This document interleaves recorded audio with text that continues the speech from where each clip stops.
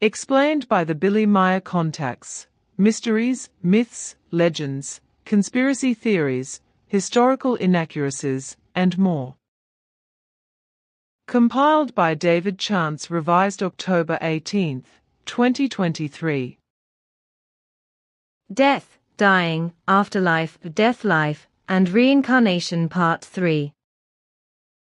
Figu Bulletin NR 58 Sekten Hauptreligionen als Muttersekten Sex, main religions, as mother sex, and their advisors on sex, main religions, as mother sex and T.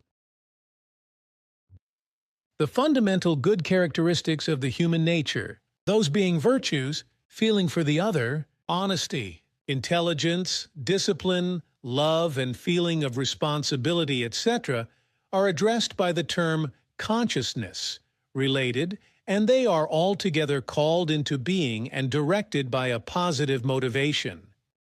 Fundamentally, all of these characteristics are put latent into the consciousness already from the moment when the new consciousness and new personality, as well as the new subconsciousness, are created by the overall consciousness block. Therefore, these basic values do not first appear in the course of the human being's life, but have to be searched for only within himself, comprehended and developed by the human being. Figu Bulletin NR 78 Figu Bulletin 78 What all human beings of Earth should know. What all human beings of Earth should know. What must be said about the creational natural law of the reincarnation of the human spirit form, as well as regarding the fact that a human being's responsibility does not stop with regard to life and death, because he or she is the guardian of it, life and death, and of him or herself. But also regarding his or her repeated lives as always new personalities, everything demands from the human being a strict, inevitable, and comprehensively complying responsibility, as it is determined by the creational natural principles. Human being of the earth, you are erring greatly when you think that death is the end of your spirit, your life, and your continuous existence. Actually, regarding this matter, it is not so as you generally erroneously assume. It is not the case that through death your entire existence ends and that everything of you is irrevocably erased and extinguished, as you secretly are afraid of, because truthfully, there is another life for you after death. The reason for this is a high fine fluidal and spirit energetical factor within you, namely the spirit form, which on the one hand is integrated into the rebirth and on the other hand makes it possible for you that after death you are reborn with a new consciousness as a new personality. This, your spirit form, is independent of the coarse material body and of the material consciousness. It is immortal, and therefore not integrated into the material change of becoming, passing, and regrowth. Your creational nature-based given spirit, that is to say, your spirit form embodies the true power of life, which you can experience yourself as a human being each day as well as in the form of the whole existence of nature around you, the planet as well as the fauna and the flora. Within each human being exists the more or less conscious drive and the constant natural instinct for unalterable answers regarding all original, existential questions of the actual life's origin and the possible continued life. In order to find all the timeless creational natural truths within and outside the consciousness, the human being must throw away all of his or her imaginings which are based on a faith, a religion, or on a pure materialism, so that he or she becomes and can be free in his or her consciousness, unbiased and clear. For the ascertainment of the truth, he or she must dismiss out of their consciousness, their thoughts and feelings, all the false things which until now they have learned, taken over, and what they have falsely imagined. This is necessary so that he or she, as innocent and neutral as a newborn child, can proceed on the quest for the truth and may also find it. Without the knowledge of the real truth of all being material realm and being spiritual, high-fine fluidal realm, he or she cannot be joyful at the end of his or her days, and cannot knowingly and wisely look death in the eye. Because without the knowledge about the real truth, he or she cannot realize the facts of the efficacy of the laws of procreation, of life, of death, of the new birth of the new personality, and the rebirth of the spirit, that is to say, the spirit form. Without the true knowledge about the natural laws and recommendations of the creation universal consciousness, the human being cannot find true happiness within him or herself, because without the knowledge with regard to reality, he or she cannot understand him or herself and cannot help him or herself. If he or she wants to be happy, understand life, really enjoy it and lead it sensibly, then it must be clear to him or her that he or she bears a great responsibility within him or herself since the day of the procreation of his or her first personality through the creational natural principles, a responsibility which does not stop at the death of his or her body and his or her personality. The spiritual teaching or teaching of the truth, teaching of the spirit, teaching of the life explains absolutely clearly that dying and death are not the end of everything. In life, to which death and the so-called death life also belong, there is no final disappearance. There is always only a converting oneself and changing oneself. Life is becoming and passing as well as a new passing and becoming again, a process that is based on creational natural principles. Nothing that exists will ever get lost or be simply dissolved into nothing, which is also true for the human being, and that which basically constitutes a human being.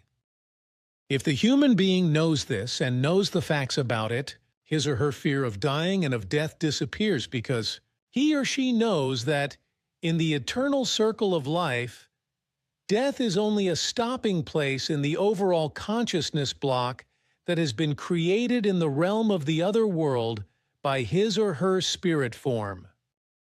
The spirit and the overall consciousness block that was created by it for the human being continue to exist in an otherworldly high-fine fluidal realm after the dying and death of the material body, in which case the old consciousness block within the overall consciousness block is dissolved, converted into neutral energy, and from it, a new consciousness block with a new personality is created.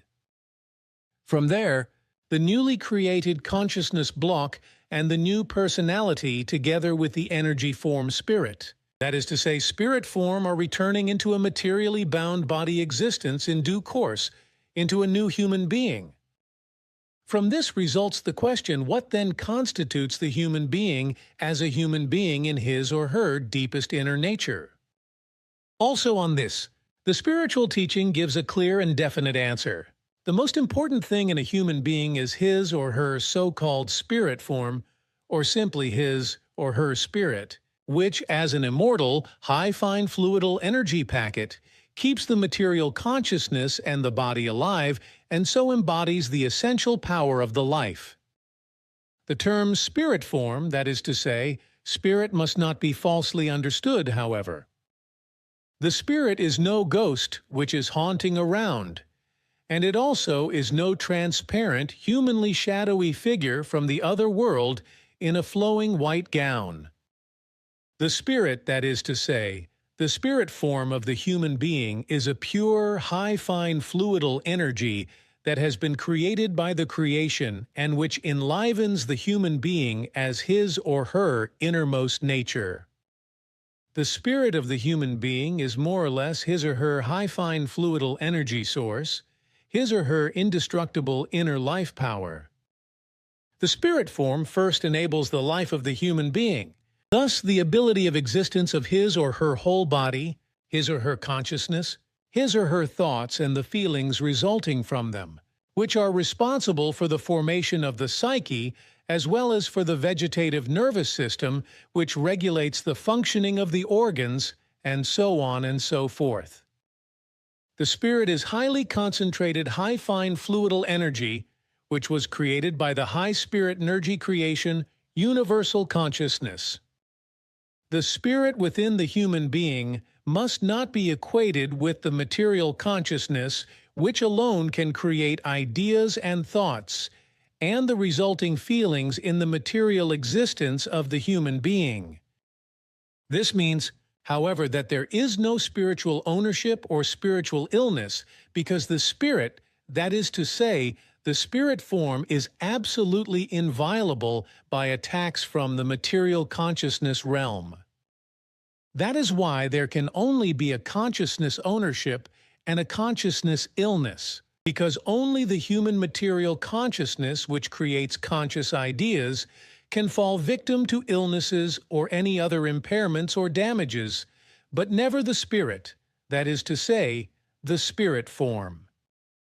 The creation, in turn, is neither a god in the shape of a human being, nor also a figure-like or highest material Wesenheit, which has created the heaven and earth, and who is watching over the human being and telling him or her what to do.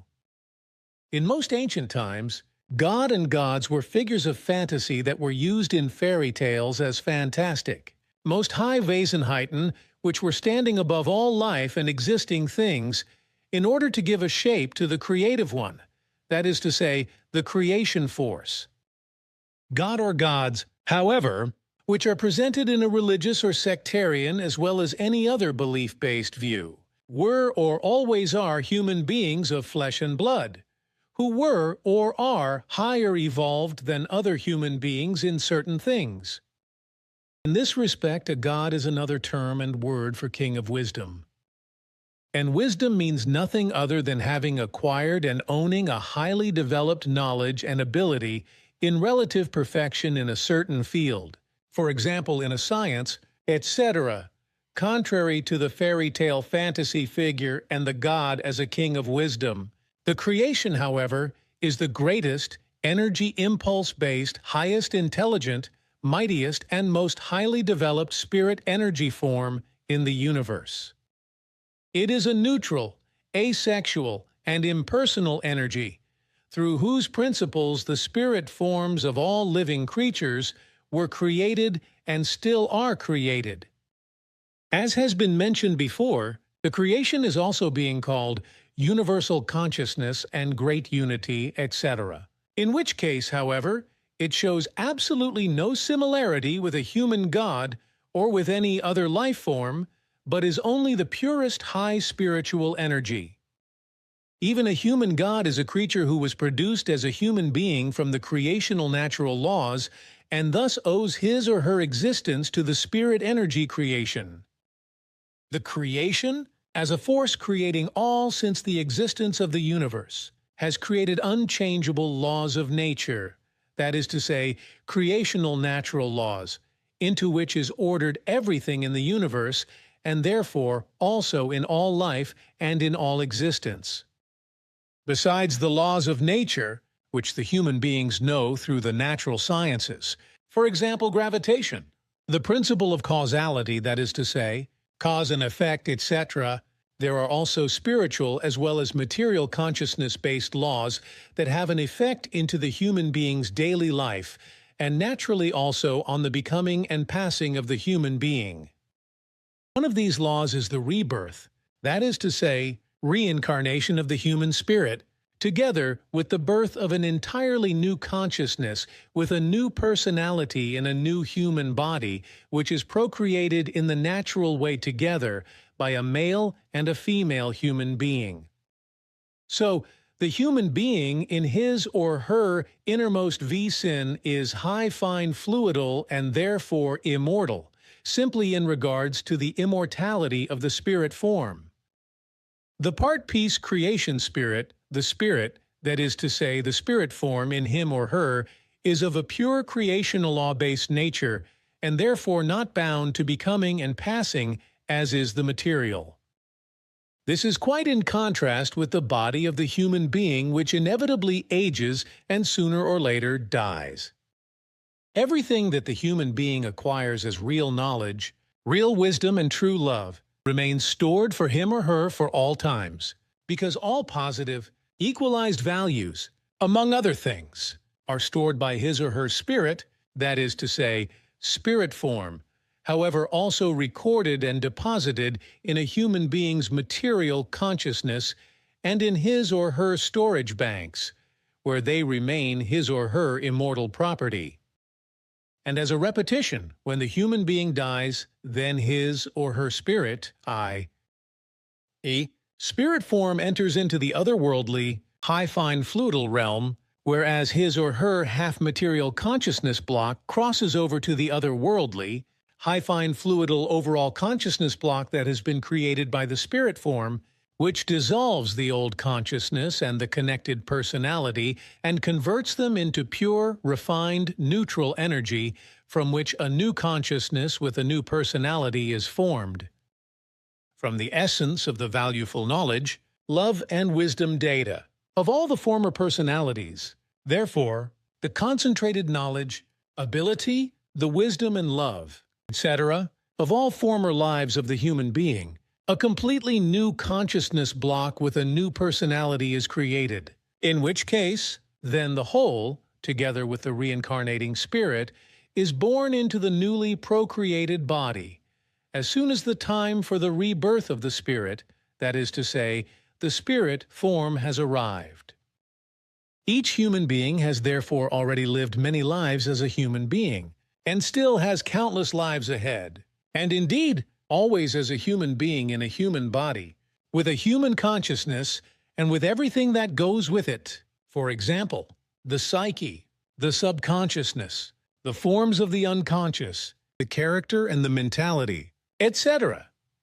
Each new consciousness block, with its own new personality, animates a human body again and again, but never the body of an animal or other creatures, etc., just as the creational human spirit form, that is to say, spirit, can always only animate a human body during all of its rebirths, whereby it follows its own reincarnation line from which it cannot escape. For the human being's own protection, the creational natural laws prevent that he or she can remember former personalities, because he or she simply could not cope with the flood of information, and he or she couldn't master his or her life in the here and now with all its tasks, challenges, and problems, and would fall into confusion or insanity if he or she would have access to all the information from his or her former personalities. The memories of former lives are therefore not yet possible for him or her, because he or she has not yet worked out the necessary capabilities and powers and has not built them up within him or herself. Only in this kind and wise can he or she begin each life freely, unburdened and completely anew, and can build up completely new knowledge, new powers and capabilities. A recollection of former lives would only be damaging and even connected with danger of suffering damage in the consciousness, that is to say, becoming confused or insane. There is no heaven and no hell in a religious sense, because heaven and hell are conditions of the human being's psyche, which he or she creates him or herself through the effects of his or her thoughts and the feelings resulting from it. Heaven and hell are no locations of an everlasting pain or a paradise, so therefore of no purgatory and eternal damnation where a devil is executing its roaring rule.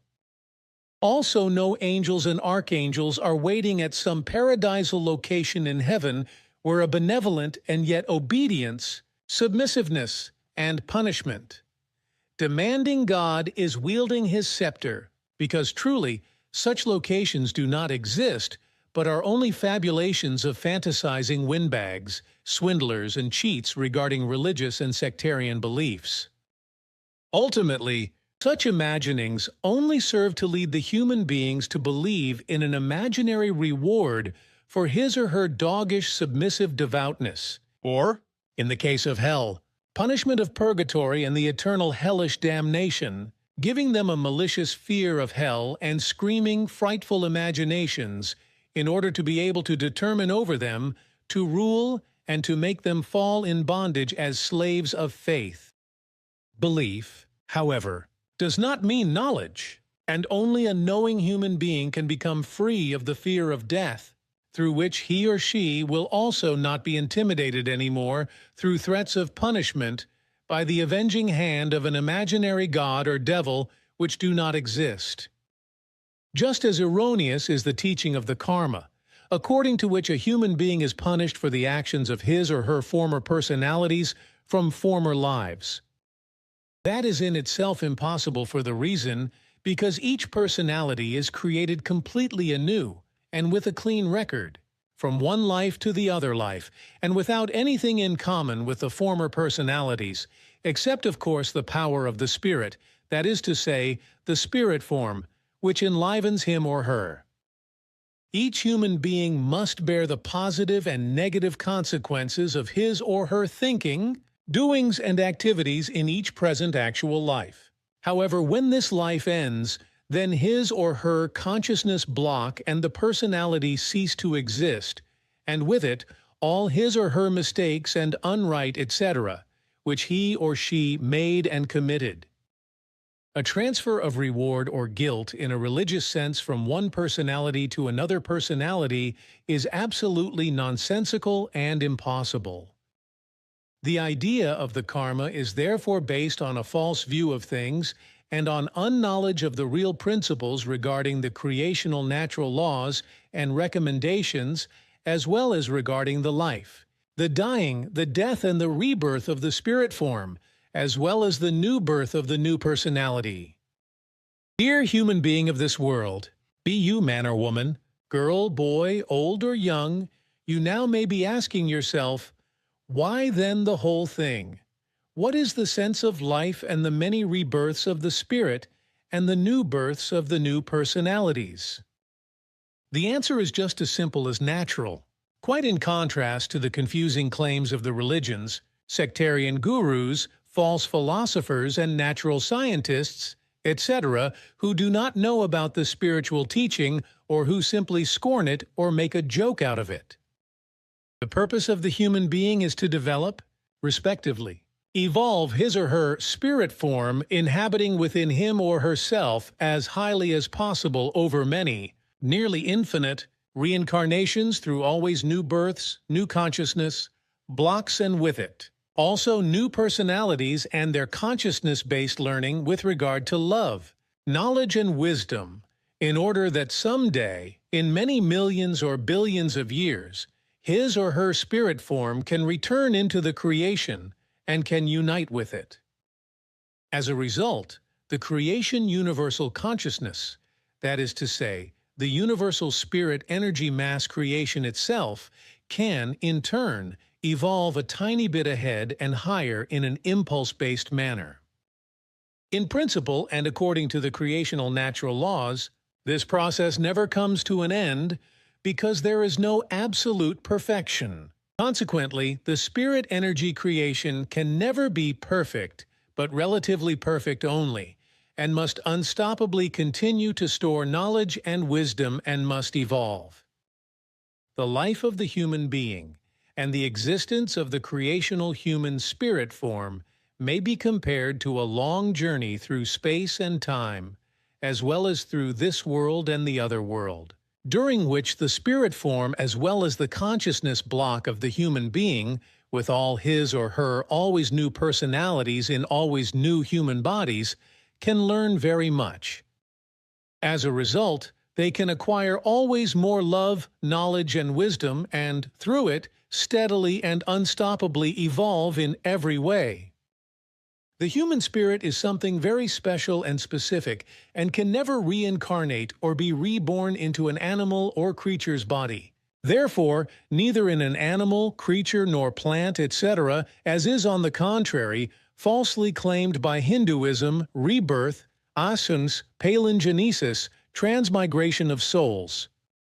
Only the human being has a conscious evolution-capable consciousness which draws its life power from the minuteness of the creational human spirit form, the center of which may be found in the upper part of the midbrain, each are the pair of nuclei, near colliculus superior. The spirit form itself has a spirit energy impulse consciousness, which develops itself further through the creation of love, knowledge, and wisdom, and through the material consciousness. Plants, animals, and all other creatures are regulated in a pure impulse, that is to say, instinct drive-based way, and they do not have the possibility to evolve themselves in conscious initiative. In contrast, the human being has his or her intellect and his or her rationality, which he or she can consciously and purposefully build up and put to use, in order to continually improve him or herself, and to create and gather more and more knowledge, wisdom, and love within him or herself. From all the explanations until now, it becomes clear and precise that the human beings of the earth are the highest evolved material life forms, and they should thus conduct themselves accordingly and bear the full responsibility for all and everything. This is also valid now and in the future regarding the home planet Earth and everything found on it. The existence of all life forms as well as nature and all matter to the full extent, for whose existence and continued existence totally all rational human beings are responsible. No one can and may ever shirk this far-reaching responsibility. Consequently, it is erroneous to assume that the human being could escape from all or some of his or her duties or his or her own demands for his or her own or all other life, be it through disinterest, cowardice, egoism, etc., or through cowardly murder, manslaughter, or suicide. Truly, life does not let itself be halted, and the laws of nature will naturally wield their incontrovertible validity. Also for the return of the spirit form into a new human body, together with a new personality. Through the laws of the creation, it is also given that the human spirit form reincarnates on the same planet where that human being, who bore that spirit form, has died. Therefore, for each individual it will be that he or she in the next life, as a new personality, will be born again as a human being on the planet Earth.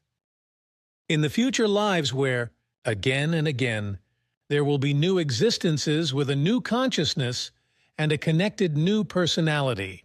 It will be also the case that each human being will find exactly that situation on the home of Earth, which he or she has created until now as a part of the collective humankind of Earth, due to the principle of causality, that is to say, the natural principle of cause and effect.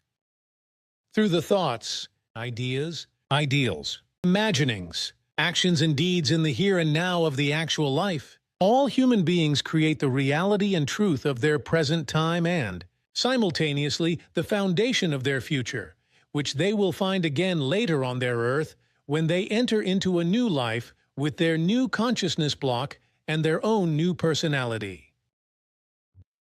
Therefore, the human beings must finally think over their unknowledgeness and their submissive dependence and attitude regarding an imaginary Godhead and concerning gods and tin gods, etc., and give up their deluded belief, in order to become autonomous and internally free human beings, who purposefully and with a sense of responsibility determine over themselves.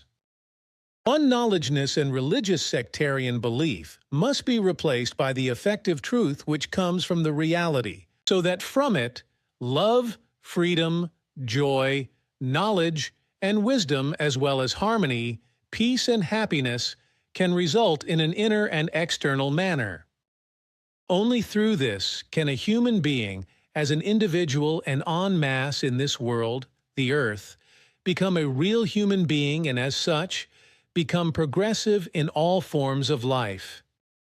Each human being of the Earth is urged to think about all of this thoroughly, to understand everything and, from now on, to do and implement everything correctly, whether he or she is small or big, meager or corpulent, poor or rich, believing, non-believing, young or old, whether he or she bears a title or none, or whether or not he or she is in command of something. It is important to thoroughly think everything over and to align the thoughts and feelings as well as the behavior and the deeds responsibly according to the creational natural laws and recommendations. It is only in this way that everything will turn out to the best for each single human being, the nature of the planet itself and all life on the earth. And if everything is done as the principles of creational natural form demands, then everything will contribute to it that each human being in his or her present actual life, but also in future lives as new personalities, will be able to lead a worthy life as a true human being on the good Mother Earth, if he or she only lets intellect and rationality prevail, preserves his or her beautiful homeworld, and follows the creational natural laws and recommendations. But this also means that the overpopulation must be speedily halted and that the human being of the earth liberates him or herself from each fantasized, deluded belief of a religious, sectarian, and false philosophical kind, and that he or she solely and exclusively turns to the reality and their truth, and therefore the creational natural laws and recommendations. Figu Open. Letter 8. Figu Open Letter 8. Woman or girl, consider the truth that a creation-given power is inherent in you as in every other human being. Every human being is animated by a tiny part of the spirit of creation, from which his innermost being is also formed. The fragment of creation spirit in the human being is his spirit form or his spirit, which is created out of pure spiritual creation energy and is immortal for all time. Creation itself is the elemental, pure spirit, genderless and formless energy and power of the origin of all life and existence. Creation is the creator of all spiritual and material existence, so also of the creative human and all other spirit forms of all living beings. Long before the material universe with its innumerable galaxies, solar systems, planets and moons, comets, meteors, nebulae and gases, etc. came into being, creation created the idea of the human being Omidam, as a self-responsible being who is to evolve his consciousness by his own power and will. The creative spirit form that animates the human being is capable of reincarnation or rebirth as pure spiritual, creative energy and gives birth from life to life in ever newly created human beings' bodies, with a completely new personality that is recreated by the total consciousness block after the death and dissolution of the old personality, because the personality is not capable of rebirth. The creative human spirit form therefore does not exist only once as an animating energy and force in a human being in what is called this world, but after a certain time it reincarnates again and again from its so-called beyond realm into the gross material body of a human being, and thus into the world of the material. In the new human body, the completely new, unencumbered consciousness learns new things with its personality, thereby acquiring knowledge, wisdom, and love and new abilities. The acquired true consciousness and spiritual values are thereby imperishable like the spirit form itself, which unites and accumulates all the collected values of all its personalities of its lineage until one distant day, after very many rebirths in ever-new human bodies with new personalities, it enters into the creation itself in order to merge and become one with it. Figu Special Bulletin 38 Figu Special Bulletin 038 6th and 7th senses. Unfortunately, the human assumes there are only 5 senses: hearing, seeing, touching, tasting, smelling, although 7 exist, whereby the 2 further ones are perceiving and feeling, whereby the latter is connected to the instinct and is fundamentally bound with the world of thoughts. The fluidal vibrations of the world of thoughts are coupled with the fluidal vibrations of the world of feelings, and, in this form, the thoughts and feelings constantly go on journeys and, indeed, as a factor of the fine material.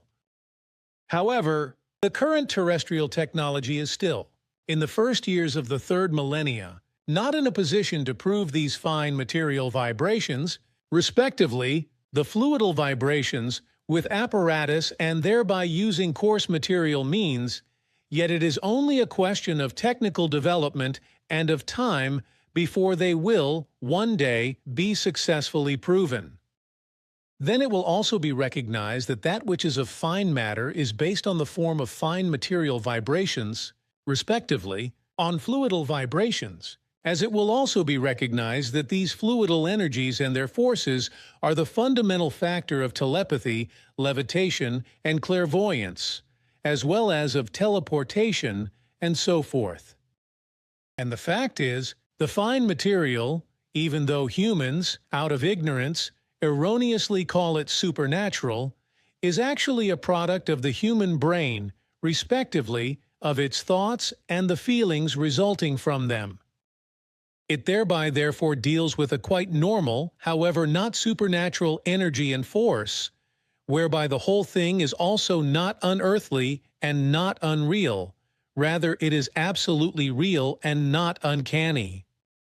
And when thoughts, and the feelings resulting from them, go on journeys as fine matter energy, which can also be perceptively observed in some form or other by other humans, then it thereby deals with a form of telepathy. Thereby, however, it must be clear that, singly and alone, the fine matter energy of the world of thoughts and world of feelings goes on journeys, however not the consciousness, and indeed the journey takes place beyond the body in the form of a consciousness feeler, respectively, in the form of a consciousness sensor, which is the case because the thoughts and feelings build up and send out the corresponding fluidal vibrations, whereby the consciousness delivers the energy to it. However, the consciousness itself does not leave the body. So, it is a given that it is always the thoughts and their feelings which, as a form of telepathy, radiate from the brain and go on journeys. So, therefore, sensitive humans can sense, respectively, perceive, through the seventh sense, if they are observed by others, just as they can, however, also perceive if a human is in need or dies, if he sends out his thoughts and feelings to the sensitive person who then perceives the call, and so forth, in a fine matter way, by means of the perception. So it very often comes about that if a human comes into need or stands at the threshold of death, his thoughts and feelings then go off on journeys somewhere to a human who has meant a lot to him. Thoughts and feelings break through all boundaries of space and time and penetrate into the brain of anyone who is spoken to and perceptively perceives the call. Fine matter also plays a very important role in regard to the near-death experience, because when the purely rational reason is shut out through the dying process, and the seventh sense, the capability of perception, is put into its appropriate place, the perception capacity, which is usually repressed in the current life by the condition of rational reason, expands in regard to the fine matter realm. Thereby a border opens, for the human, to a window into that fine material world, which extends very far above all that which can be perceived with the purely coarse material senses, with the eyes, the touch, the smell, the hearing and tasting through these heightened abilities of perception, through the sense of perception in regard to fine matter. Clairvoyance, for example, emerges as a near-death experience, in such a way that the dying human views himself from a higher vantage point over his own body or floating through the room, and can also see what happens around him, what is being discussed, and what objects people carry or are present in the room in which the person is dying or in adjoining rooms, and so forth. The near-death experience is also a key to the reading of thoughts, whereby the thoughts of the people standing around or of those who are far removed are perceived on a fine material basis. That happens especially in the deepest stages of dying, which correlates to a state of the least brain activity. This status is that of the entrance into death, and in this state the brain opens up to the human his concealed capabilities which are repressed in his current life. Every brain, therefore that of the human, as well as of all creatures, can be compared with technical transmission and receiving devices, because every organic brain is a transmitter and receiver for fine material energies and their forces as well as their effects.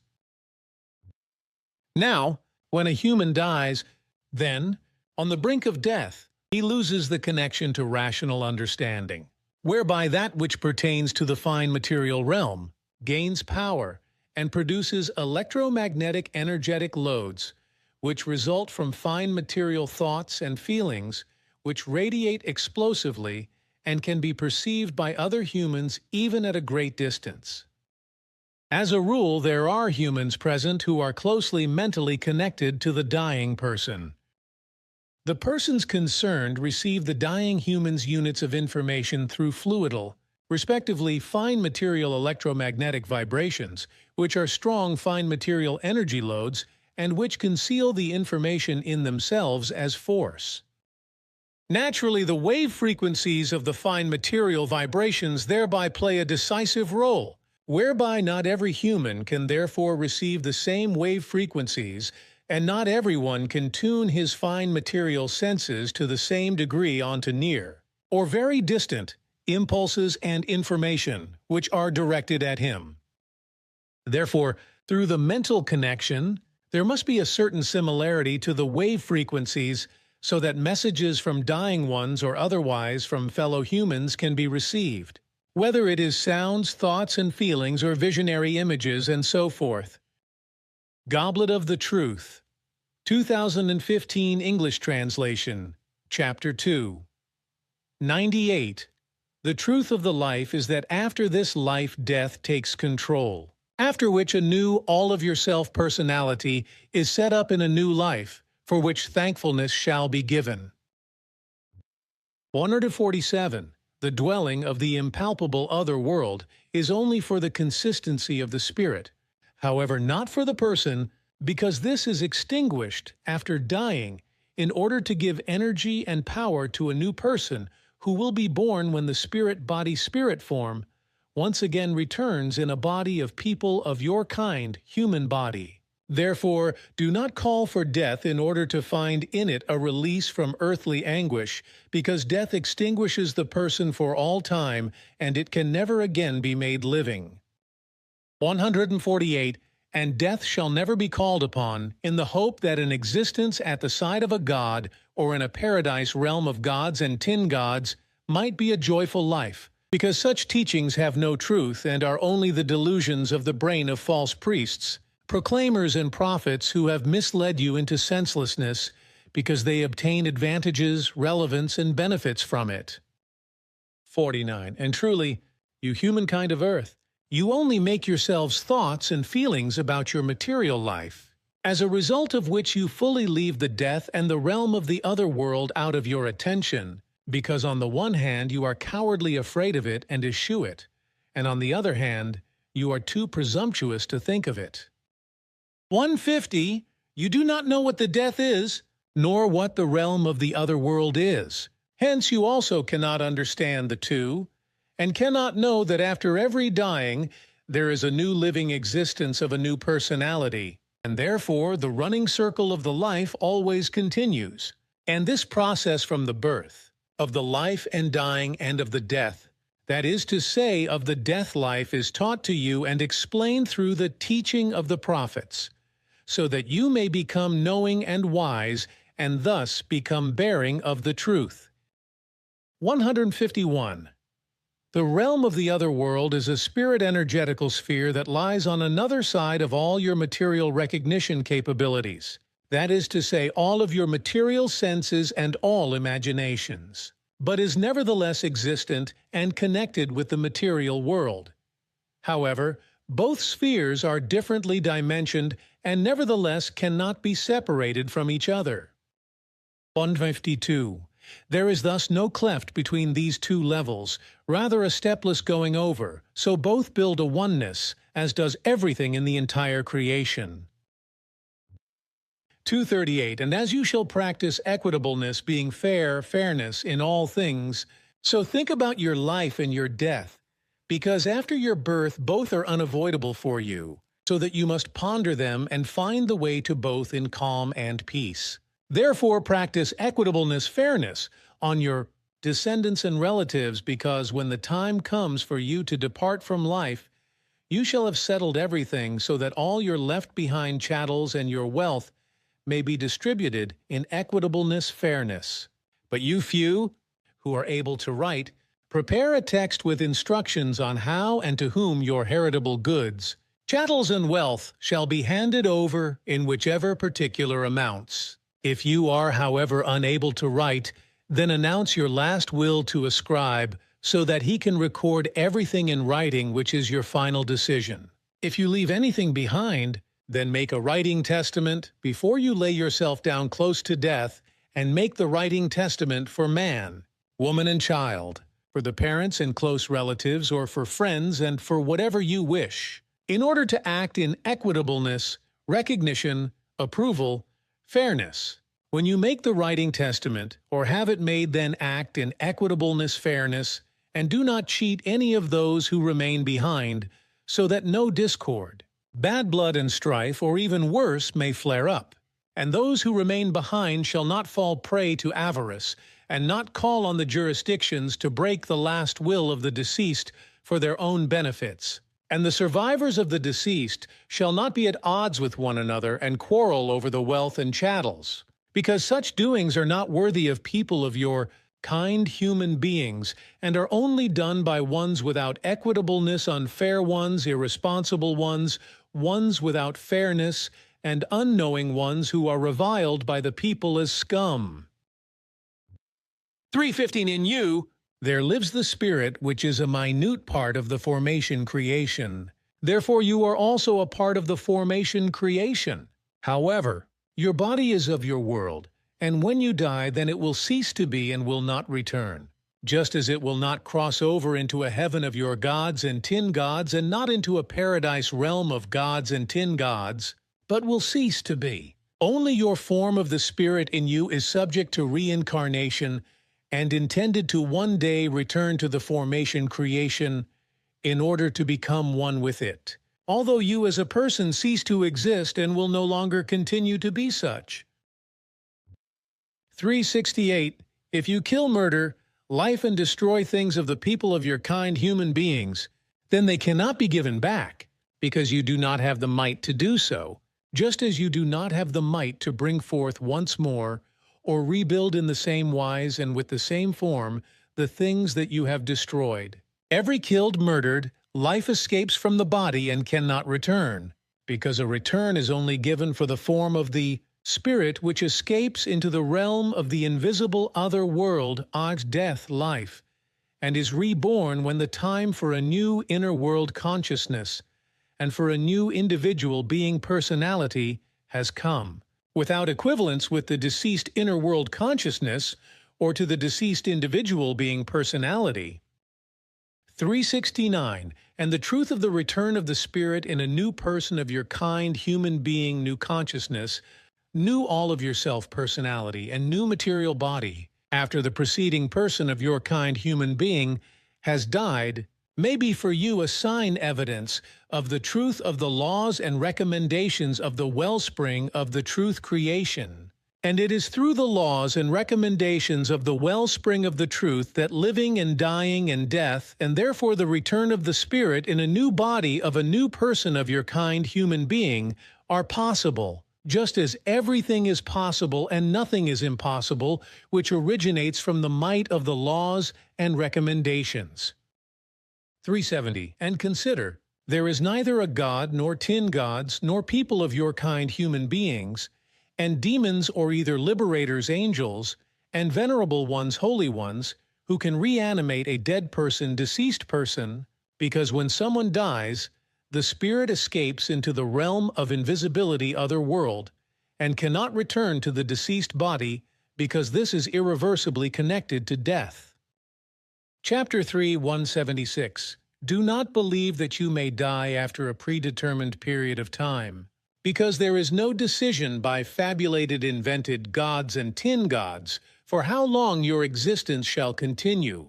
Truly, death comes to everyone in its own time, which is determined by the inner and outer foreordination destiny, such as age or illness, accident or gavolt, and other things that bring life to an end. 177. And whoever desires the reward of the world, it will be given to them according to their share merit. And whoever desires the reward of the life, that is obtaining a peaceful death, that human being will receive it in due measure according to the unfolding evolution of his or her inner world consciousness. 178. And everyone will receive their reward according to what they merit, so also dying as a conversion transition, change, to death will take the form that corresponds to the reward of the life. 216. Do not think that those who are slain or otherwise, killed, murdered, for the truth or untruth will enter into the presence of a paradise of a god or tin gods, because no one receives this who enters into the life of death, death-life, because truly, with dying, a person of your kind human being ceases to exist, because death brings dissolution to the activity energy, and out of this a new person of your kind human being personality with a new inner world consciousness is created.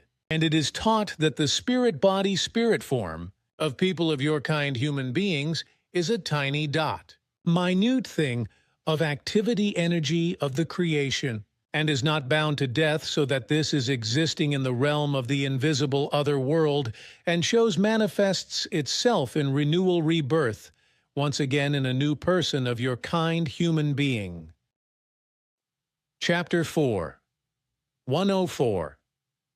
Be certain knowing that wherever you may be that you cannot escape death, because it will befall you even though you may be inside the most strongly built tower. Therefore heed death wherever you may be, so that it seizes you in right deeds rather than unright deeds. And think at all times about death, and learn that it is unavoidable and that you are bound to it, as is everything that lives and crawls and flies, so that you are not frightened when you stand before it and have to leave your life. Chapter 5. 53. Truly, you shall make the best out of death, so that in yourselves you may be full of peace and love, as well as full of joy and happiness, and full of consonance harmony, when you become aware of your dying and you leave your world in which you have led your life. But consider that you cannot take anything from this world with you, neither possessions nor wealth, neither food nor drink, neither jewelry adornment, nor garments clothing, neither people of your kind human beings, nor beasts or animals and other creatures who might be able to protect you in death. 54. Be willing to learn the teaching of the truth, the teaching of the Spirit, the teaching of the life, so that you understand all laws and recommendations of the life as they are given through the creation. And as you follow them in honesty, you can escape from the fire of your own unknowledge and your dread fear of the death, which gives you great anguish. Chapter 6. 33. And be certain knowing that there is no other life than the corporeal earthly one, and therefore the mortal life in which you can master your conscientiousness duty in ample obligation responsibility for your unfolding evolution for your inner world consciousness. And when you die, then you cannot be reawakened, because your inner world consciousness and all of your self-personality is dissolved into unsubstantial activity energy, from which a new all of your self-personality and a new inner world consciousness is formed and born, together with the reawakening rebirth reincarnation of the spirit-body spirit form. 34. And the other life after dying is the death life in the world of invisibility other world, and you cannot either see or grasp it because it is of fineness, fine fluidalness, and the world sphere level of the incorporeal spiritual is of unearthly appearance nature. 44. Consider your existence life in all things so that you are not sad and not full of fear when the hour death catches up with you, so that you may pass away, die, in peace and joy. 67 You, as people of your kind, human beings, are the highest life form amongst all life forms, and therefore you are your own intercessor counselor and the guardians over yourselves, over your thoughts and feelings, and over your doings, deeds. And therefore it remains so until death approaches. You and your spirit body, spirit form, and your inner world consciousness escapes your body in order to escape into the impalpable realm of the other world without tarrying quickly. 68 Truly, the spirit body, spirit form returns to its own world sphere level of the impalpability in order to be reawakened, reincarnated, reborn, in a new body of people of your kind, human beings, at the time of necessity. 103 Truly, only the laws and recommendations of the primal wellspring of all vitality's creation allow the seeds to germinate that you put sow into the earth so that the living in it may come forth, which you consider to be dead but is only sleeping and has life within it, which however thrives again and grows up to a new aliveness through moisture, wetness, water. Therefore new life comes forth out of the apparent lifeless. Learn from this that you also are a seed, so to speak, which is reawakened rebirth of the spirit form, after death through the spirit body, spirit form. Truly, be connected to this teaching, and do not let yourselves be turned away restrained from it for the sake of false teachings by false prophets. Chapter 7, 26 Truly, you only live on your world for a limited period, one lifetime, and you also die thereat in order to be brought forth from the life in death, death life, as a new individual being personality, when your spirit body, spirit form, is reawakened, reincarnated. 58 See, the appearance nature, which is created through the power of the laws and recommendations of the wellspring of the love creation, carries winds ahead of it as a joyful message when the weather will be good, and it carries heavy clouds when rain is coming, so that everything may thrive and the land be moistened if it is dry. And through the raining down of water, plants bring forth fruits of all kinds, and also the waters falling from the sky bring back secluded things, apparently dead things. That is to say, withered things, back to life, just as also the spirit body, spirit form, will be reawakened, reborn after the dying of people of your kind, human beings, together with a new individual being personality, in a new body. May you be conscious of all this truth. 128.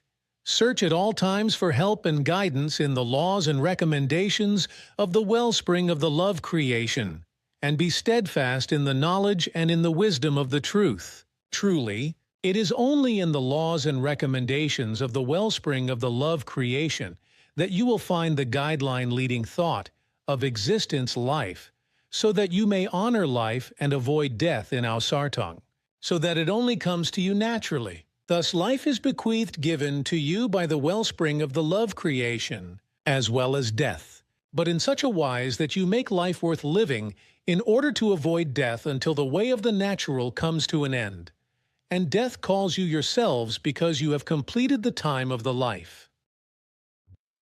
188.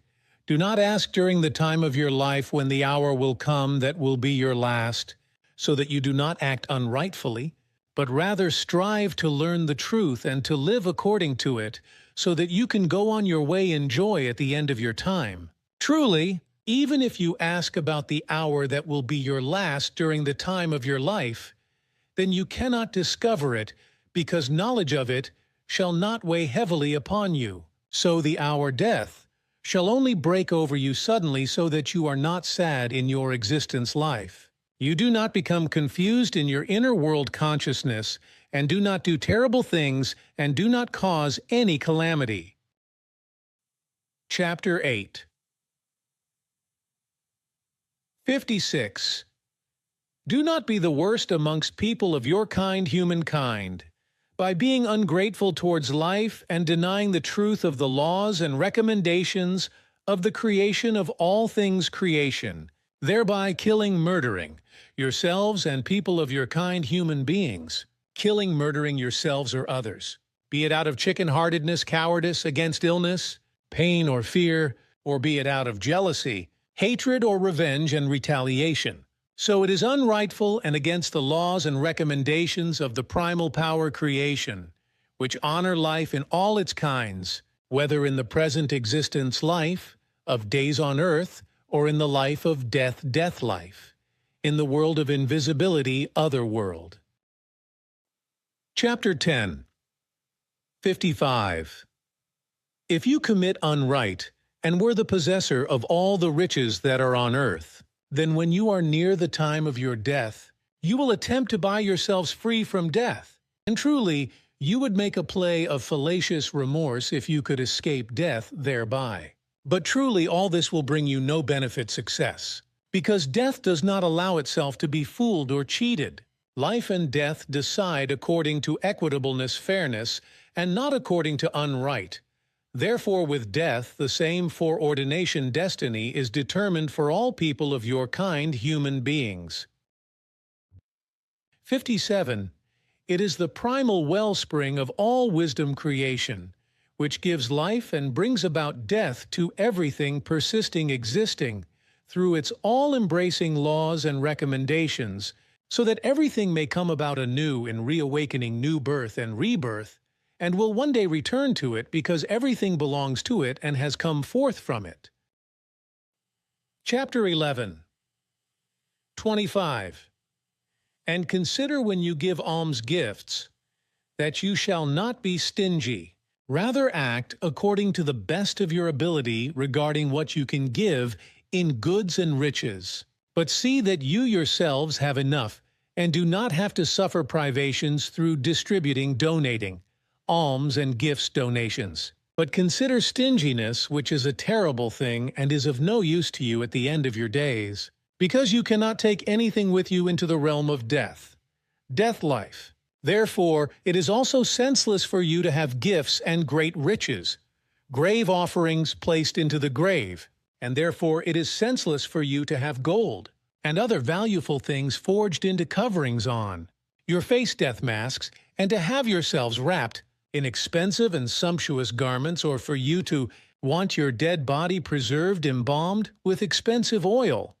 Since what has lost the bloom breath of the life remains behind on the earth and decays in its time sooner or later, and truly neither your dead body nor anything of what you place into the grave can be taken into the realm of death, death life, that is not made of firmness material, but is in truth of the finest power energy, which is the equivalent of that of the primal power of all primal power creation.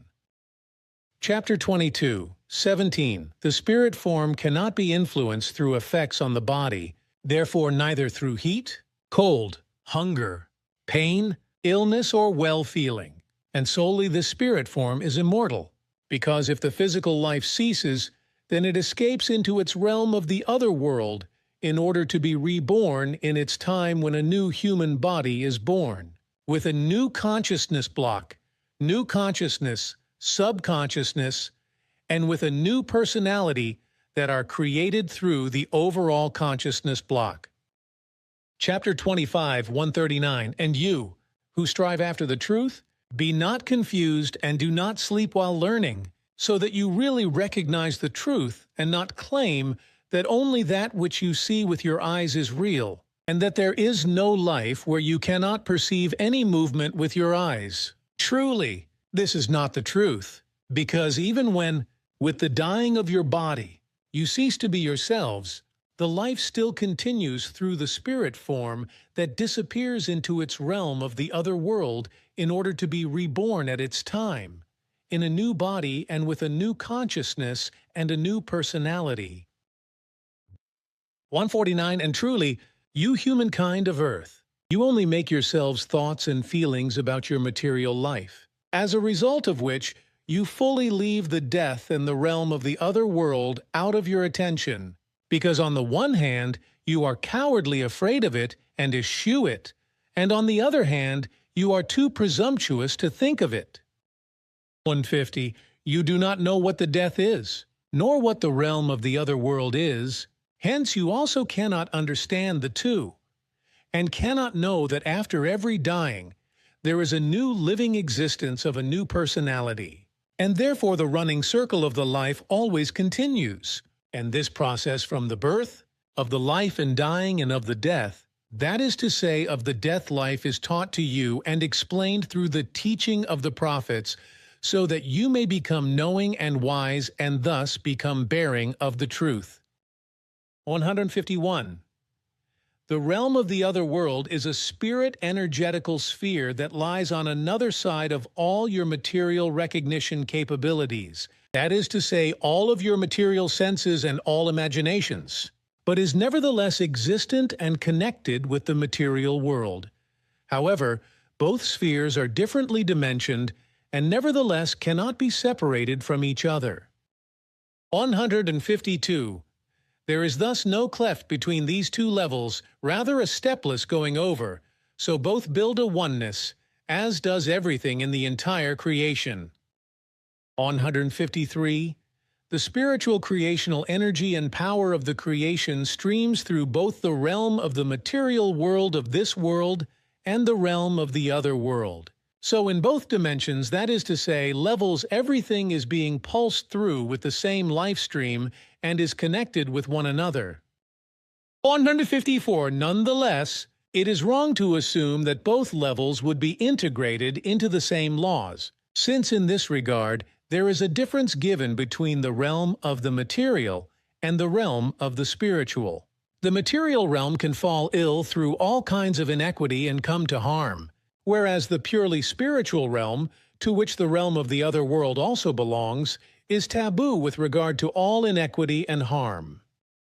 155. Only the material realm of the existence, that is to say, life can be befallen in a harming wise, not, however, the spirit realm, and therefore also not the spirit, that is to say, the spirit form, because it cannot be attacked from out of the material realm and cannot be influenced negatively. 160. Consider, however, the realm of this world and the realm of the other world, you humankind of earth, that both are a oneness in themselves, however, together also form an inseparable whole. Because in the whole realm of the creation, every particle is a oneness in itself, however united with its opposite particle, again, a completed oneness, and indeed given in such a wise that one particle has a negative and the other particle a positive energy and power. 161. Thus in the whole realm of the creation there is no separation, only a union, so on the one hand everything is in itself alone for itself autonomously a oneness, whereas everything unified together again results autonomously in a whole. The term separation is thus solely an invention of you human beings to split things off from each other, whereas you, however, also split all creational things into two parts that in truth belong together, such as the life and the death and the realm of this world and the realm of the other world. And you do this because you separate off that which you cannot see with your eyes and otherwise cannot perceive with your material senses, and you assume yourselves to be the main point and the epicenter in your material surroundings. 227. And thus, you humankind of earth, as you yourselves developmentally change in your current life and in all your many new personalities, which you were since time immemorial in always new births, so also the creation itself changes developmentally by creating in itself ever more love, knowledge, and wisdom.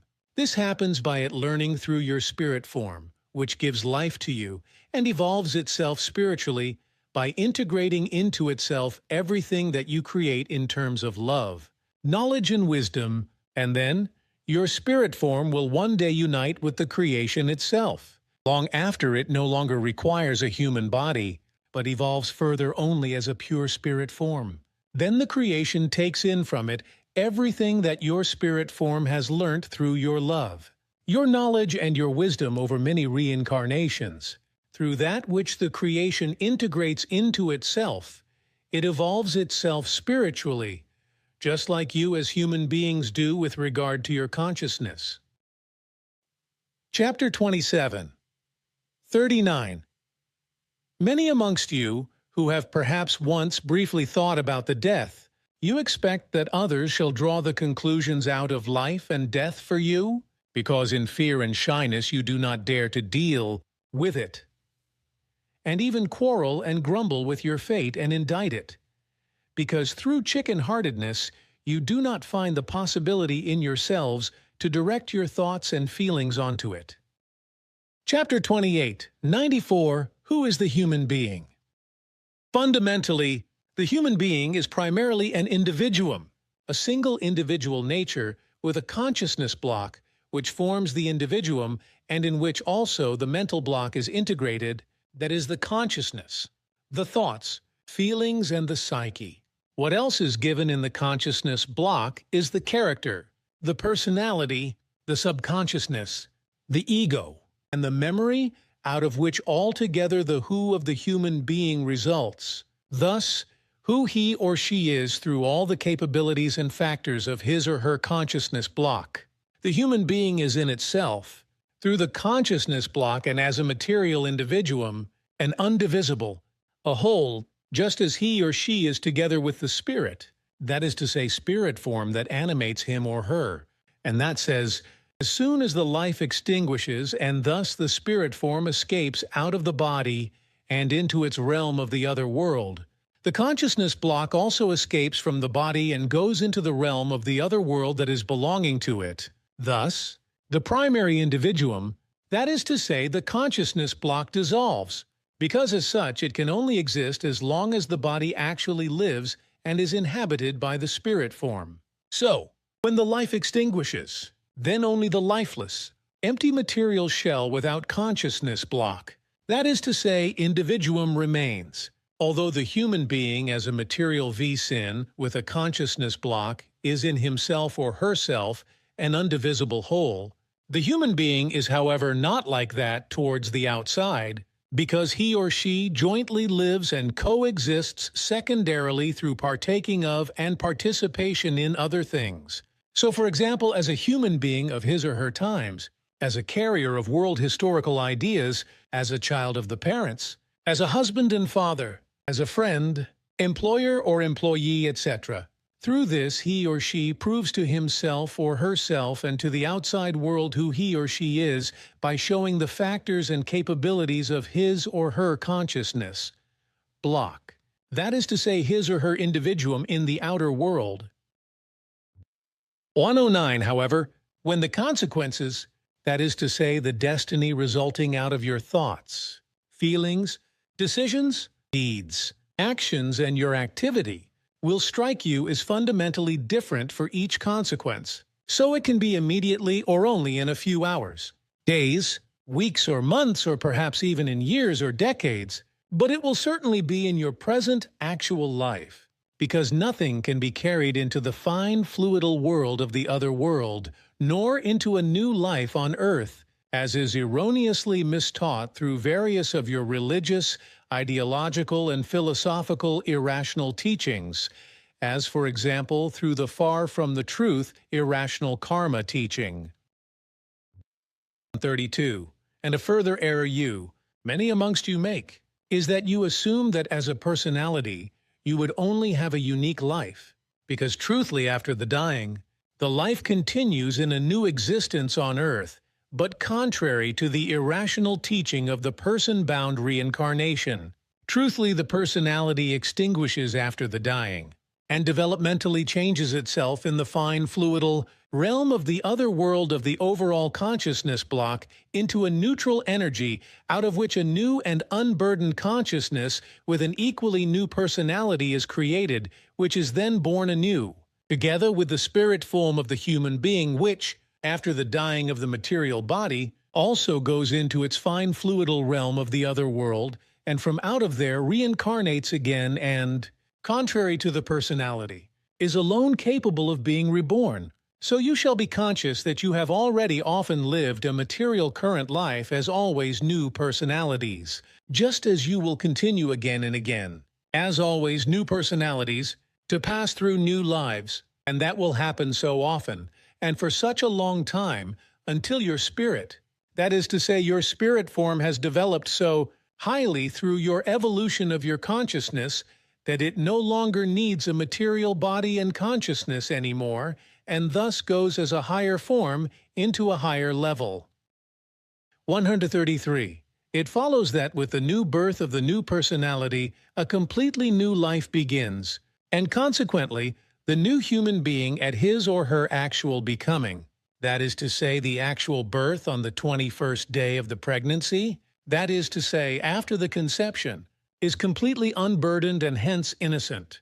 The reason for this is because out of the earlier life of the preceding personality, as well as of all other preceding personalities before that, nothing disadvantageous is put into the new personality, and it is therefore completely unburdened at its becoming. The fact that the real birth of the human being occurs on the 21st day after the conception is because the spirit form is, together with the new consciousness and the new personality, born into the embryo and gives life to it.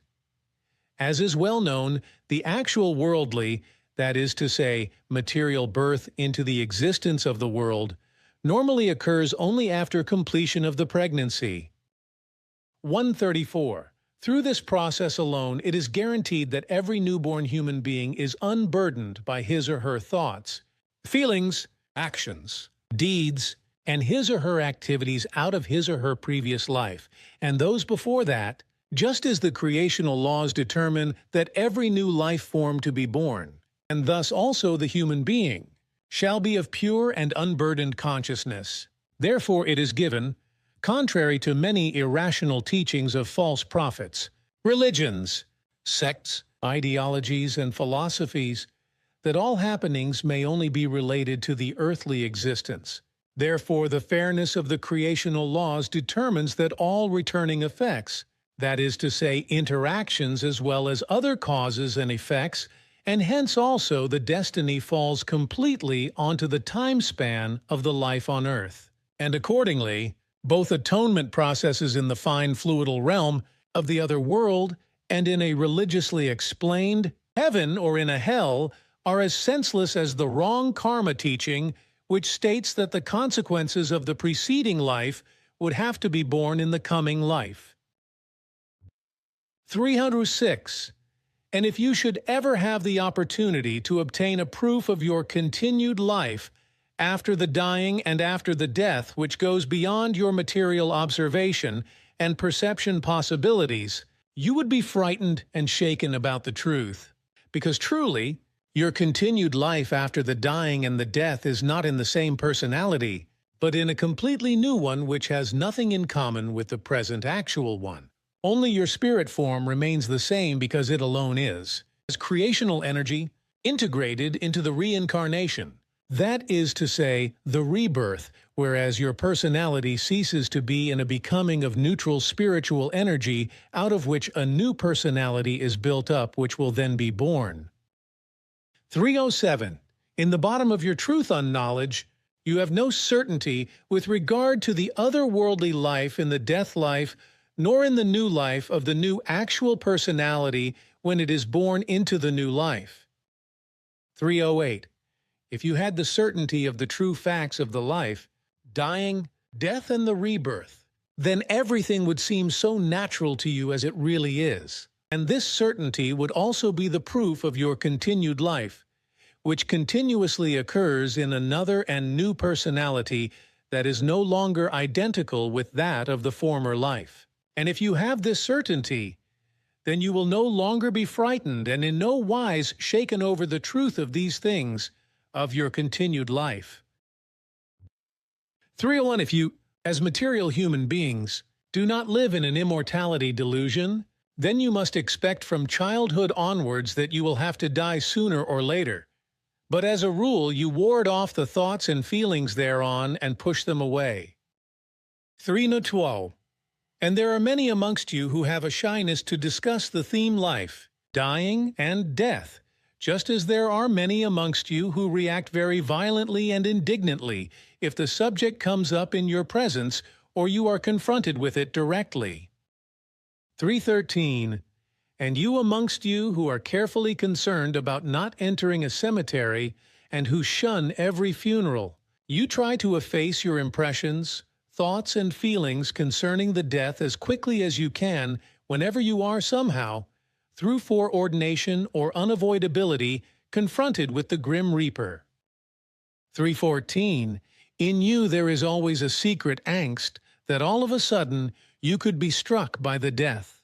And at the same time, an undefined fear prevents you from spending serious thoughts and feelings in order to face the unalterable fact in full consciousness, namely that your current life is limited and that you will sooner or later inevitably die and go into the death life, which, through religious, ideological, and philosophical irrational teachings, is so wrongly explained to you that you can understand nothing at all of it, let alone get closer to the truth even by a speck of dust of a weight.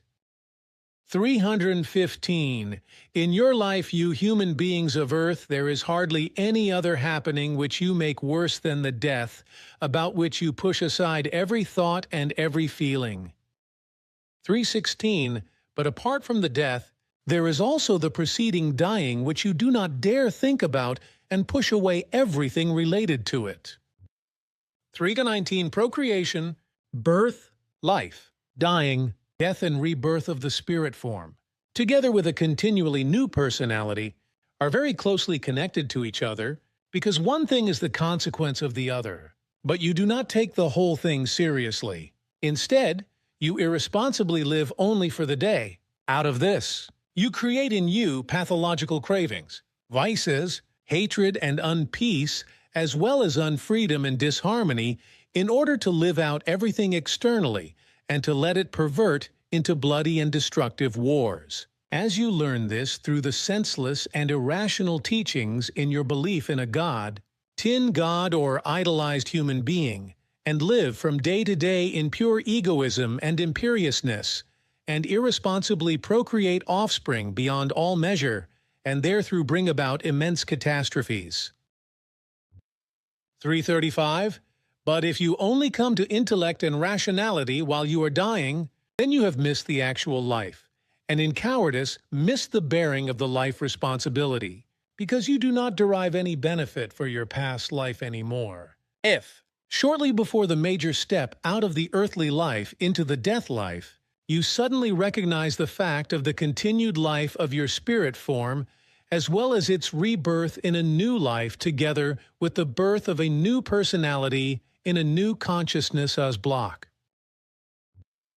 337. And you are many amongst you, whose intellect-based discernment, so often used by you in your life, plays, out of fear, a vicious game on you in the last hours while you are dying, namely in that you suddenly, in accustomed precaution, want to become quickly intellectually and rationally diligent when you realize that the release from your coarse substantial body is continuously reaching a higher degree. But truly, that will not bring you any gain, because you cannot, in the short time of the dying, catch up on and finish off that which you have neglected throughout your life. So what you will die with as harvest is what you have sown during your life through your thoughts and feelings, your activity, and through your actions and deeds.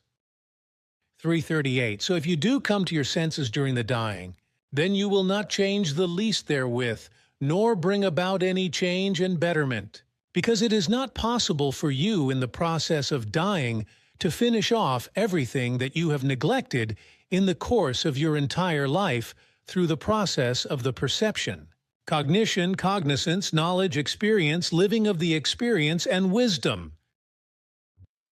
342. The time of the serious searching for the truth and the thought-feeling-based careful study of the life and death as well as of the procreation, the birth and the rebirth of the spirit form and the birth of the new personality. All this you determine yourselves. But if you go this way in free volition, then this is an absolute progress for you which will bring you good things, make you happy, and make all heavy things surprisingly easy for you. Because your good volition will be so much more powerful than you have ever had as a presentiment. And if you go the way of the truth with regard to your thought-feeling-based careful study of the life and death, and of the procreation, the dying, the rebirth of the spirit form and the birth of the new consciousness with the new personality, then the purely material will disappear as the most important aspect in your existence and grants an equalizedness between the spiritual, consciousness-based and material. Interviews on the topics of spiritual teaching and mission German language booklet, Interview with Billy, 1998. Is it true that humans have more than one life? That is correct. Humans are subject to the law of reincarnation, hence they are born again. This also applies to all other life forms that possess both a consciousness and a spirit form capable of evolving. Therefore, when human beings die, their spirit form leaves their physical bodies in the current realm and crosses over into the spiritual realm of the beyond, where the spirit form rests and learns until it is able to reincarnate into another material body. The purpose for having reincarnation in numerous lives is to allow both the human spirit form, which is part of creation, and the comprehensive consciousness to evolve to the point where together they enter into and become one with creation, which itself evolves at the same time. This constant process of reincarnation facilitates the evolution of the person's spirit and the comprehensive consciousness, from which the individual's actual personality and the actual consciousness originate. Many lifetimes are necessary, and so are the reincarnations, respectively rebirths, to bring the spirit to its fullest capacity of knowledge, wisdom, harmony, etc., so it may later attain the highest possible perfection, relatively speaking.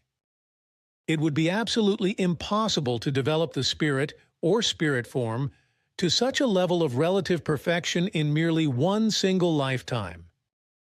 In fact, many millions of lifetimes and reincarnations are required to achieve this goal of perfection, just to free themselves from the physical human body. In order to enter the purely bodiless spirit world, takes human beings somewhere between 60 and 80 billion years, which is 6 to 7 times longer than what terrestrial scientists claim is the age of the universe. Something else must be clarified. Absolutely erroneous and inaccurate are those views and teachings which assert and declare that the human being is able to reincarnate as an animal, for instance. The fact is, humans are always reborn as humans because of the creational particle within each of them that is capable of evolving. Humans, therefore, can never reincarnate as animals or anything else except as human entities. And what's more, as a rule, they always do so in accordance with their race, although naturally, it is possible for deviations to occur. But such events only occur in special circumstances. To address these issues now would, however, take too much time. By the same token, animals can never be reborn as humans, because the animal's spirit form is neither focused in this direction, nor is it intended to evolve toward knowledge and wisdom, as is the case with human spirit forms or the spirit, respectively. Regarding the topic of reincarnation, mention is often made of karma. Just what is karma? Karma implies the person's type of rebirth is linked to actions in the former life, and that current fate is the result of past life actions. For humans to evolve and become more knowledgeable and wise, they have no option other than to make mistakes. Through mistakes, as a rule, humans tend to suffer some harm, and thus punish themselves, if one wants to define it as such. But through the harm they suffered, they have already atoned for their mistake and will, subsequently, make an effort to remedy their mistake and the resulting harm associated with it. In so doing, humans learn a lesson from this situation and become more cognizant. This is the simplest principle of cause and effect, or action and reaction. And this precise situation helps humans evolve and elevate their knowledge, understanding, abilities, and the like. As a consequence, they will attain a higher level of consciousness, which their comprehensive consciousness will carry forth into the next life, into their next reincarnation. Therefore, in their next life, humans will benefit from the fruit of their former lives' progress and higher level of consciousness, without having been weighed down by some burden or non-burden from previous lives. Thus, the next new life is not based on the burdens or non-burdens of the previous life, since they were completely conquered during the former lifetime, either in positive or negative ways. Not only would it be unjust, but it would actually be contrary to the creational laws if elements from a former life were to be carried over into the current one. That it should be so, as the religions teach it so irrationally, is pure nonsense which simply exemplifies the illogical human thinking, contemplations, and endeavors. In their lust for revenge, humans always call for punishment and atonement in every case. By contrast, creation knows nothing of this demeanor. It knows nothing of the revenge, punishment, and atonement that humans are so familiar with, and for this reason, creation has never created any such laws. Why does Billy Edward Albert Meier, of all people, have contacts with the Pleiadians Pleyadians, but no one else? My spirit form, of course, has always remained the same over the many thousands and millions of years. But the comprehensive consciousness, which is capable of reincarnating, has changed in way that is appropriate and normal as it passes through the inevitable evolutionary process. This implies that with each birth, reincarnation, a new consciousness, hence a new personality, was born, which no longer had anything in common with the previous personality, nor will it ever have any commonality. It is erroneous to assume, therefore, that a person with one particular personality can remain the identical person in a later life. The spirit form alone stays the same, while the personality of the consciousness transforms through evolution. This in turn doesn't imply, however, that a person could not conceivably have flashbacks of personalities in former lives. Interview with Billy 2011. Interview with Billy 2011. Question from a chill. Archie, what about death? Do we have to be afraid, and why do we have to die? You don't have to be afraid of dying because this is an entirely natural process, as this also occurs to plants. But in a different way. They grow in spring, they blossom and bring forth fruit, and in fall they die, and next spring they start to sprout again. They grow anew, bring forth blossoms, bring fruits, etc., and this will last until that plant will vanish someday. And exactly the same thing is done by the whole universe, the so-called creation universal consciousness, and exactly the same is done by the human being. The human being is like a plant. In the evening he goes to bed, he sleeps, and in the morning he is rested, relaxed, and ready for new deeds. Exactly as the plant does so from spring to autumn and until the next spring and autumn. All of nature, all life does it the same way. Even the creation universal consciousness does exactly the same. And when the human being dies, this means that his spirit form goes into the realm of the other world. The old personality which had lived in the material body is dissolved by the so-called overall consciousness block, which belongs to the spirit form in the realm of the other world. And from it a new consciousness and a new personality are formed. And this new personality incarnates into a new human body when a new human being is born. At the 21st day after insemination, the new personality and the consciousness, together with the spirit form, enter the newly procreated body in the womb and thus enliven the new life form. Therefore, death is exactly what is happening in nature. When a tree or plant or whatever dies, it produces seed, and from this seed a new tree, a new plant grows. Exactly the same thing happens with the human being. It's exactly the same thing with all animals, all insects, all birds, all fish, and all living creatures. It is the same thing with all of them. Christian Freiner Intermediary. And in the next life you don't know anything about the previous one. In the next life, the knowledge about the previous life, or all lives in general, is wiped out. This lasts until the human being has developed in a consciousness-related way to such a high level that he can cope with that which has happened and occurred in his former lives. And by the fact that the human being is reborn, he is provided, through the subconsciousness, with a part of the essences from former lives. That's why he is not born to this world without knowledge, but as a personality capable of learning, who can develop further and evolves in a consciousness-related manner. Christian Freiner Intermediary. No one, and can unconsciously build upon what has been learned previously. And can build upon that which was previous. Exactly like a plant can build.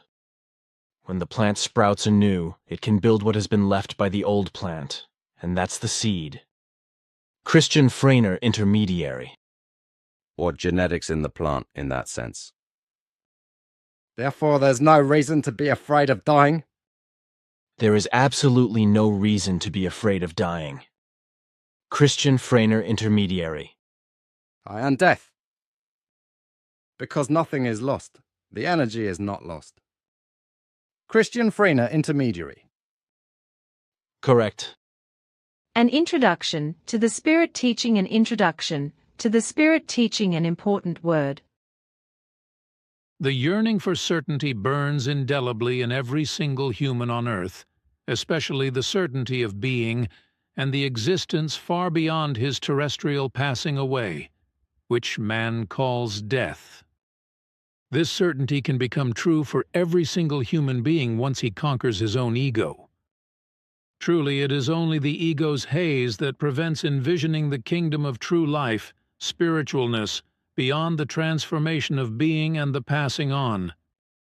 Unfortunately, even now for many people, only the death of their physical body signifies the beginning of true life and the gradual, renewed radiance of the inner Sohar.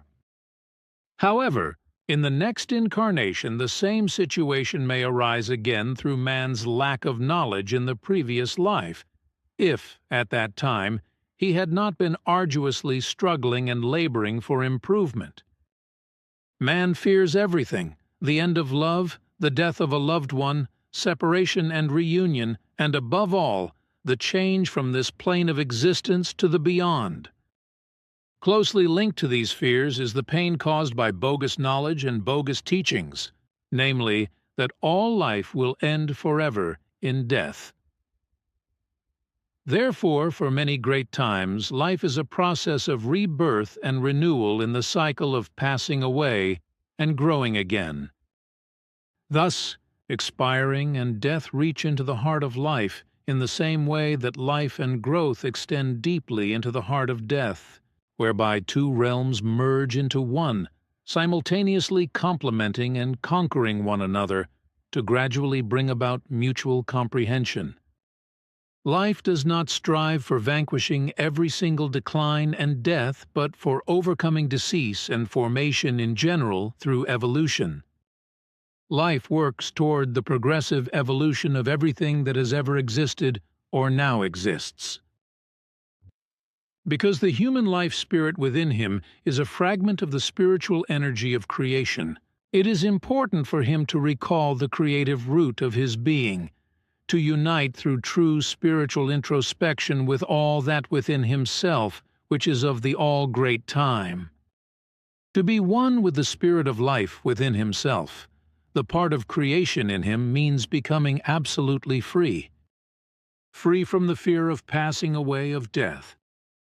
Whoever unites with a fragment of creation within oneself, with the spirit itself, dissolves the frightening, yet truly innocuous enigma of passing on, indeed, of death.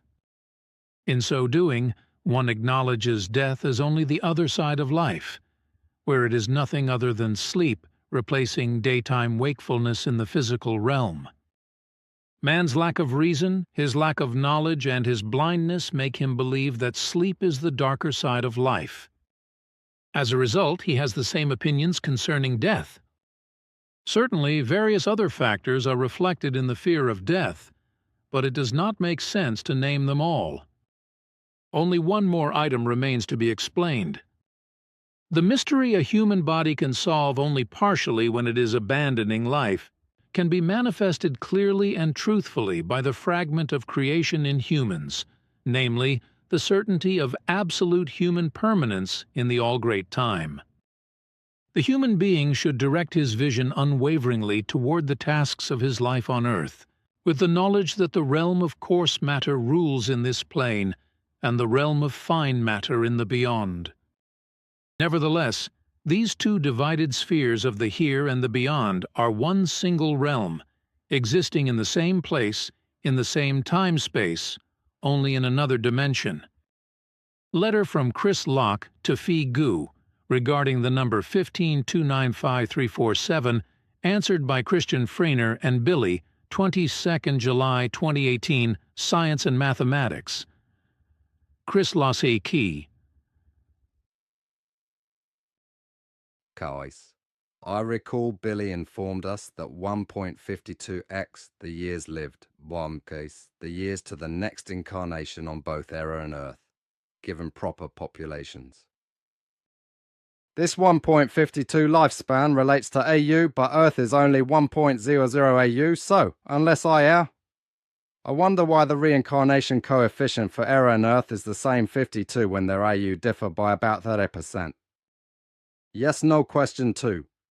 Is the full reincarnation coefficient 1.52955,347? And why is it the same for Earth and Error? Christian Freiner on Bill. Waikamkamori question 2. You cannot look upon that reincarnation coefficient as being so precise. It is just a mean ratio when 100 years alive in the material world, 152 years in the fine matter realm, and since Error is nearly identical in size as Earth, and probably of similar distance to its sun, the ratio seems to be similar. Anyway, the incarnation-reincarnation ratio of each world depends on the mean distance between planet and its sun. Life and death are inherent to each other. German language booklet, life and death are inherent to each other. Death belongs to life as well as life belongs to death. Both cannot exist without each other because they are to such an extent interdependent as being awake and the sleep. And as the sleep comes about without one being able to avoid it, death comes about the same way at the end of the days, whether the human being wants that, likes it or not. The human being does, however, scarcely or not at all think, ponder thereon, not to mention that feelings could arise, which engage death. Thoughts on that account are even banished from consciousness, although it would be better to thoroughly reflect, think over that matter, in order to understand the true meaning of death, because thereby the meaning of life would also become clear. However, by no means is a thought and a feeling directed towards it, and that although the human being is daily confronted with devastating news of wars, crimes, accidents, murder and disasters, which claim thousandfold deaths, but hardly anyone considers that this death can also befall his or her own life. Quite obviously, many human beings appear to believe that death befalls only others, not, however, one's own self. That is, however, certainly not the case, and it is also not true, because all humans have the same material bodies, which are subject to the aging process and to transience, ephemerality, and also sooner or later die and fall prey to death. There is thereby naturally a big difference whether death takes place in a natural and unfortunate by accident way, or due to illness or through violence, but either way, it will be unavoidable for each individual human. The human should therefore always be mindful thereupon, to make up her his mind in thoughts and feelings, to deal with her himself of the fact of the unavoidable death, and that with regard to both the own person and the next, of kin and the fellow human beings in general. Through this reasonable thinking and through the therefrom developing controlled feelings, proceeds the certainty that death belongs to life as well as also to the inexorable, unstoppable evolution, the way also life belongs to the evolution and to the inevitable death. Therefore, death should never be pushed aside, but should rather be recognized, understood as a friend-hoshed comrade for onwards life in the hereafter, the great beyond, which levels the path for a rebirth for the spirit form. Thus the human must look the fact of death in the face and recognize its meaning and purpose, and become conscious that only through death can a progress into a further life take place. The human must make her and himself familiar with death.